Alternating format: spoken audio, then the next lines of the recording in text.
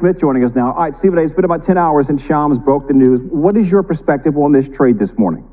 Well, I think it's very interesting on a couple of levels. Number one, if you're the Dallas Mavericks, clearly you lost all faith in Luka Doncic. That's a story that's going to follow Luka for a long time. You're 25 years of age, your career, not just this season, but a career, 28-point-per-game scorer, a 28-8-8 player. You just guided the team to the NBA Finals, and they're saying sayonara to you. Why would they do that at the age of 25, scheduled to be 26 at the end of the month?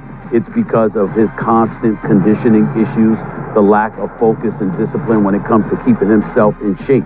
This is a kind of thing that they talk about. Then when you look at the Dallas Brass, yes, you have head coach Jason Kidd. Yes, you have president of basketball operations and GM Nico Harrison. Let's keep that name, Nico Harrison, in mind. You were an executive at Nike for 19 years.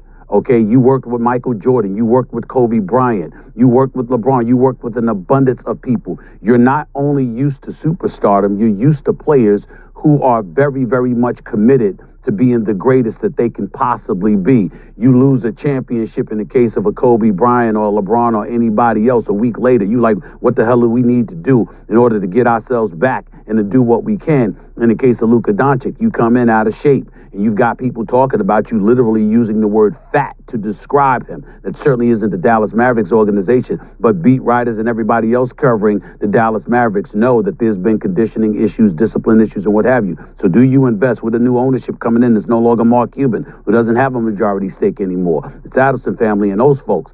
3 or 5 years, over in excess of $325 million. That was an investment that they were hesitant to make. That's the Luka Doncic side.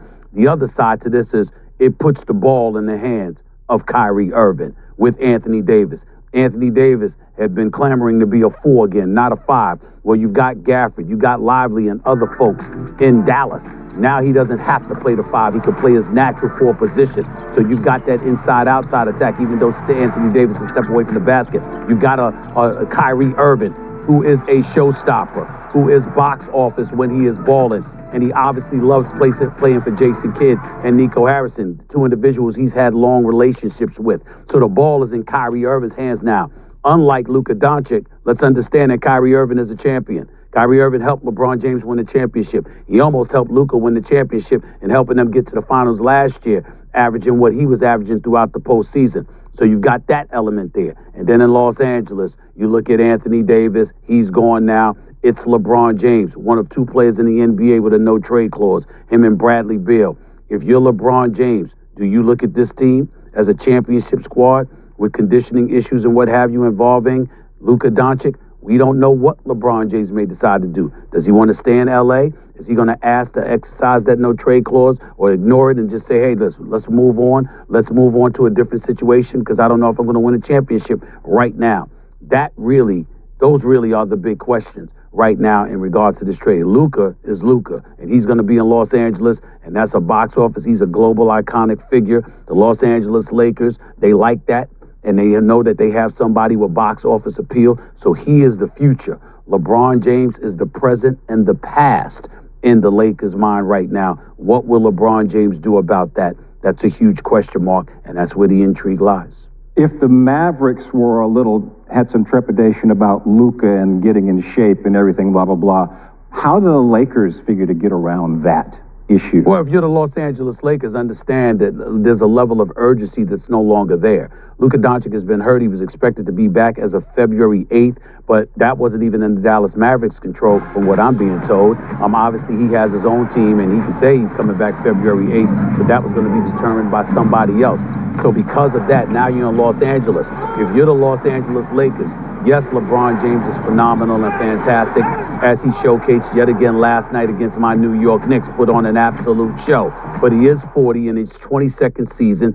He is crawling, if not sprinting, towards being the past. If you're the Los Angeles Lakers and you're thinking about the future, Anthony Davis, is phenomenal and fantastic as he is, isn't necessarily box office. So you're looking at the Los Angeles Lakers, the business of being the Los Angeles Lakers. They need box office appeal. They need a reason for folks to walk through the turnstiles. And in that, you've got a 28-point-per-game scorer who's 25 years of age, who's a 6'7" point guard, can score at will on anybody, any damn time he wants to. Now you're asking him to represent Laker Nation, the brand that is Los Angeles and is the Lakers, and you're asking him simply to be dedicated and come there in shape. This could be a wake-up call for Luka Doncic because I'm sure he's not going to like hearing that he is somebody that was considered petulant and perpetually out of shape, having to work himself into shape. He was an individual that got ready as opposed to somebody who came ready, and there was a difference. And so if you're looking at it from the Lakers standpoint, you've got all the time in the world to get things straight with him because he is the present and the future. But that wasn't going to be the case in Dallas. They believe they have a legitimate shot to win a championship. They now have an elite player on their front court. They know they have an elite player in their back court. They were in the finals last year. They're watching OKC arrive. They know that the Houston Rockets are coming. The Memphis Grizzlies are nothing to sneeze at. Denver cannot be ignored. They felt they had to do something. And this is what their position is. Nico Harrison and Jason Kidd are about trying to capture a championship. They're not about trying to sit around and watch and spectate and watch Luka Doncic do his thing at his pace. As terrific and phenomenal as he is as a player, they believe they needed to upgrade. They certainly have done so defensively. Offensively, we shall see. All right, I'm told while you were answering that question, the Mavericks made the announcement. And a few second-round picks as senior NBA insider Shams Charania, who broke the news just after midnight, joins us now. So, Shams, why did Nico Harrison make just one phone call and make it to Rob Pelinka? If they wanted out of the Luka business, why not put him on the open market? Yeah, Hannah, obviously stunning trade. And Nico Harrison, that Mavericks organization, if you're going to trade Luka Doncic, clearly they went and targeted Anthony Davis as the player that they wanted to move Luka Doncic for. That is obvious. There's a lot of relationships there within the Dallas Mavericks organization. Nico Harrison, Jason Kidd coached Anthony Davis as part of the 2020 Lakers team, and now allowing them to pair a big man in Anthony Davis with Kyrie Irving. And clearly, the Mavericks, right or wrong, we're going to find out in the coming months and years, they feel like having Anthony Davis on this team is going to give them a better chance to win a championship. Obviously, he's an all-NBA player, an all-defensive player as well at the big man spot. The last game he played for the Lakers, a 40-20 game.